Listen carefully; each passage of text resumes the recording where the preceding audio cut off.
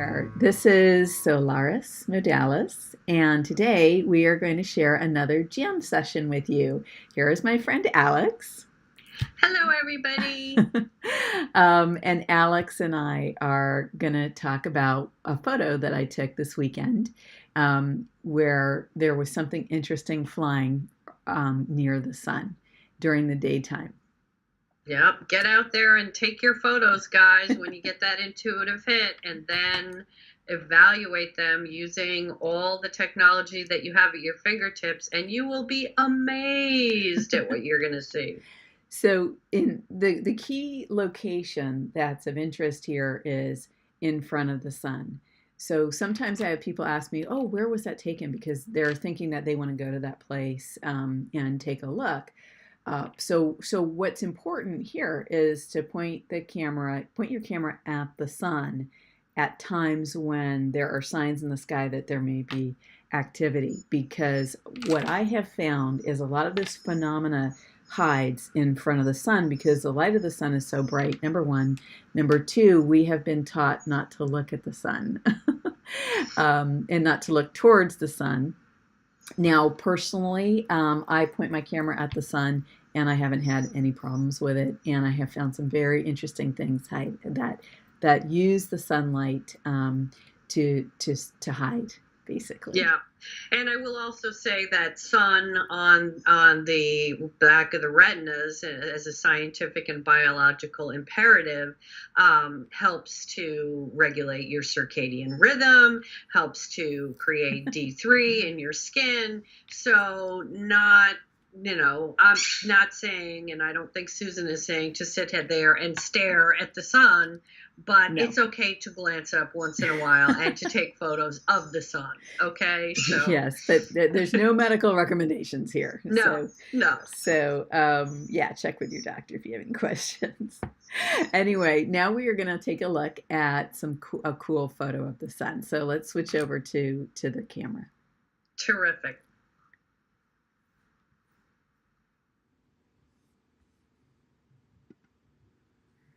Okay, so here we are looking at a very interesting photo pointed directly at the sun.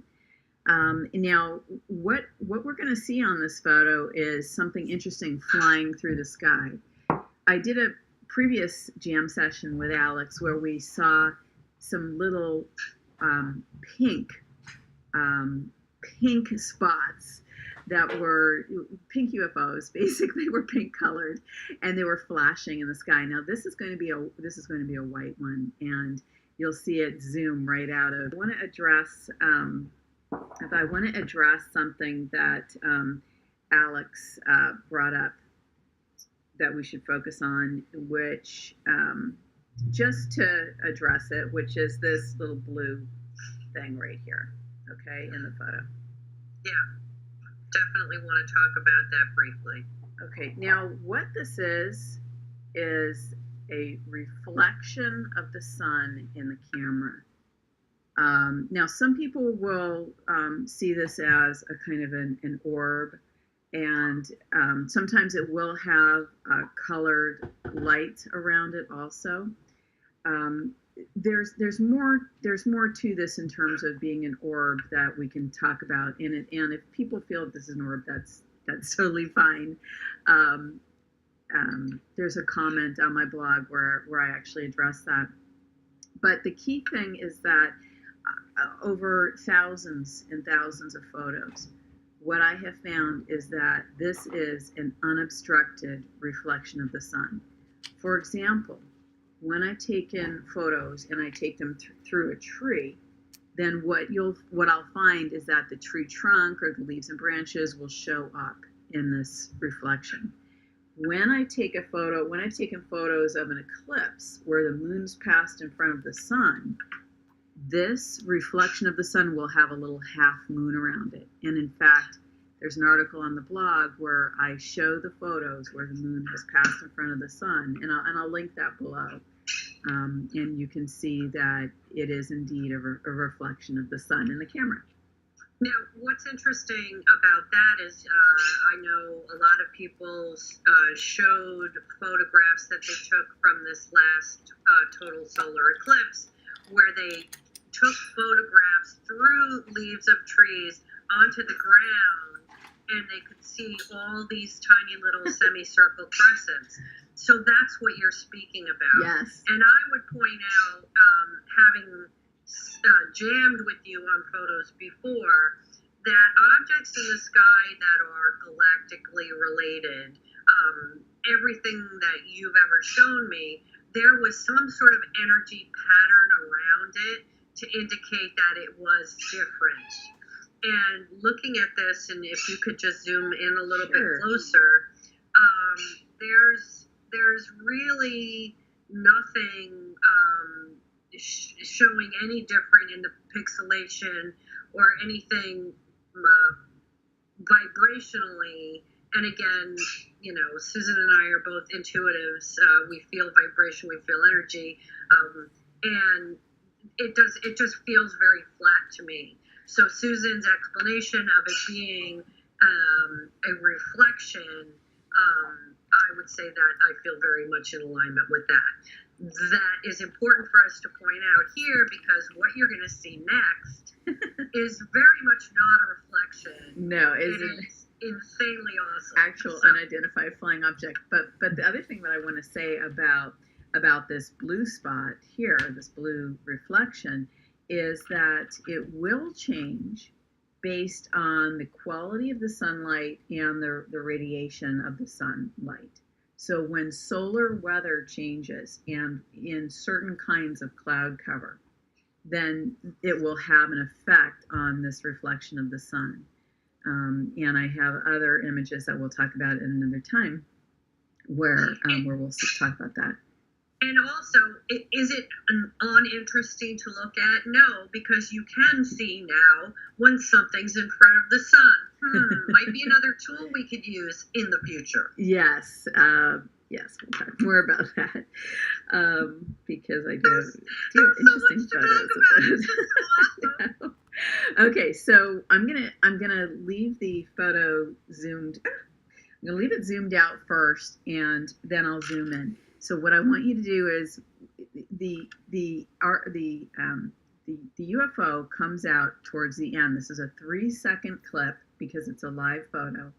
And so what you want to do is either focus your eyes right here or focus your eyes here in the sky, because what you'll do is you'll see this object come and fly this way.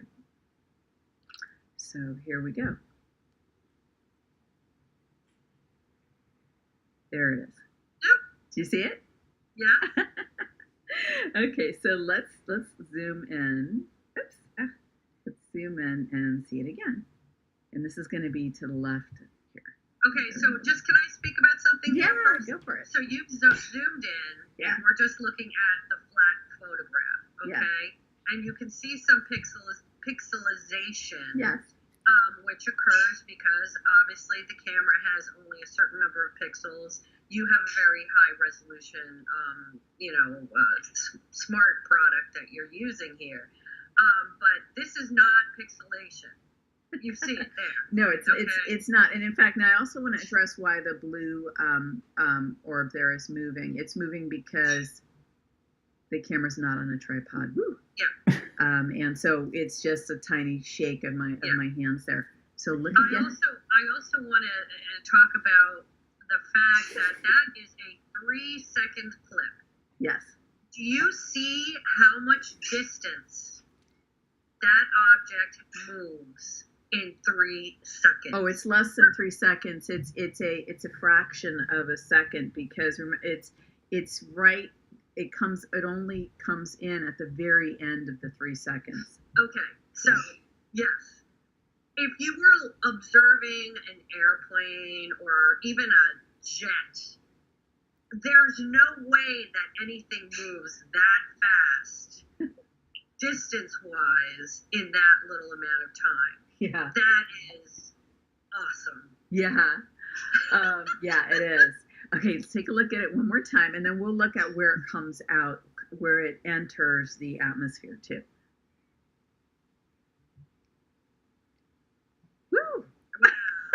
Okay, this is a typical video of a UFO. Okay, that I have found.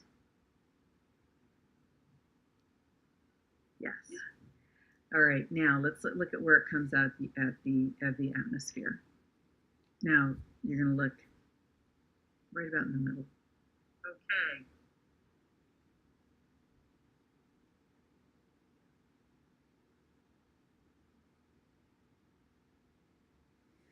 So you see, it almost seems to come out of the clouds or come from the bright area, and you only see it when it gets to right here, and it just zips. Let me do it one more time. Can you show that again? Because I was having trouble seeing it. Okay. No, so we're gonna look. You're gonna want to look about right there. Okay. And I'm gonna try and make it a little bigger.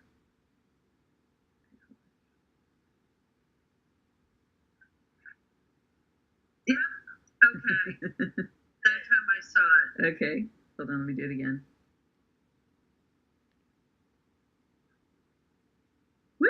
Yeah. Okay. So, does it seem to come through and then turn really fast and shoot off? That's what I thought. I kind of thought it came like it almost made a little like hockey stick. Did you feel that? Yeah, okay. That's what that always. Yeah. And I will say Susan is much more practiced than me at seeing and evaluating these things, but I definitely got a hit energetically that there was some sort of turn. Yes. Being it did maneuvered, and that at that fast. That was awesome. You caught a turn and a flyaway in less than 3 seconds. Yeah.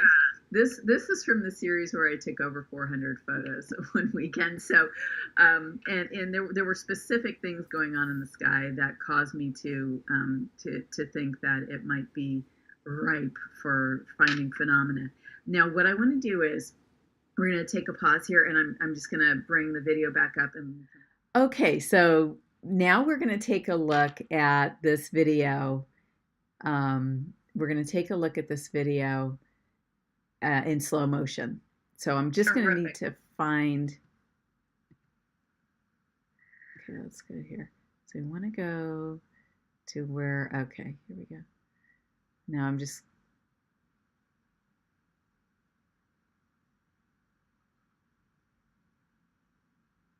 Okay, here we go. All right. There. Oh. Okay, hold on. You see, it's moving so fast that shows up as a separate object. Yeah, it shows up as two objects in this one frame. Okay. That's how fast. Do you know how many images per second? I mean, it's pretty high with the smart product.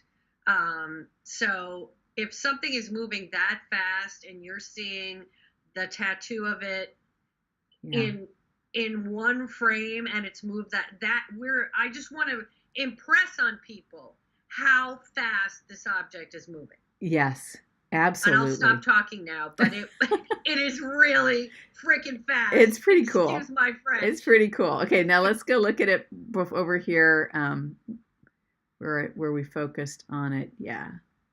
Okay, let's see. Now I'm just trying to find the white dots. Where are they? I'm trying to find it in a frame here.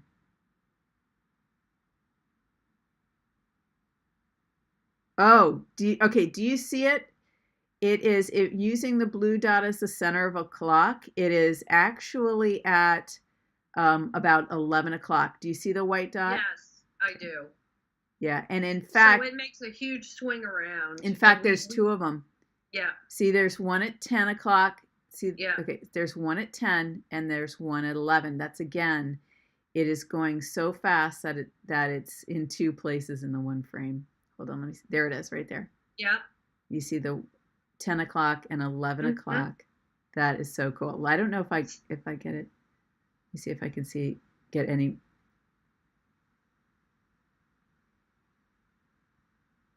Okay, hold on. Okay, now. Okay, do you know where it is right now? It's actually at 9 o'clock on the left. Hold on, let me see if I can pause this. Ah, shoot. Woo! It basically. Did you see it flew towards? It came What? Say that again. What was that? I saw it in that Yeah, there it is. clip. It came There it is right there. forward. It went and like this. Flew around. Yes. And so I could see the forward motion that we intuited before. Yes. Yeah. And there it is right there. And here it is. It's in two places. So here's the first place it is, and here's the second. And then it comes around, and then you can see it. The camera, it's moving so fast that I can't get a still between here and there. No, but you can see that really gives you such a tremendous ability to see. We've talked about this before, the depth perspective and more dimensional aspect, and see that it's moving in space and turning in such a way that isn't possible with the technology that we have on planet at this time. So, that's pretty. That is pretty cool. Okay, see, it's actually it's this dot and this dot. Yeah. Yeah. That is so cool. That was really fun. That was really fun to look at. Oh my goodness me. When solar weather. Whoops. That's me. Oh, yeah. We already talked there. Yeah. Anyway, that was awesome. Oh my goodness me. Yeah. So friends, this is a UFO whipping around in front of the sun for the camera, or we just happened to catch it on a mission somewhere. So thanks for joining us today. It has been super fun to have this jam session with the UFO in the sky. And thank you, Terrific. Alex. Yeah, and thanks for sharing with me, sweetie. I absolutely adore doing this. It's so exciting. It is so exciting. When you share your heart passion with me, because I didn't have this passion, and it expands my reality and my interest as well. So keep on doing it. Thanks. Okay, guys. Talk to you soon. This is Solaris. Thanks for watching today. If you would like and subscribe, that'd be awesome. It's been so great hanging out with you. And come on over to the blog at solarismodalis.com.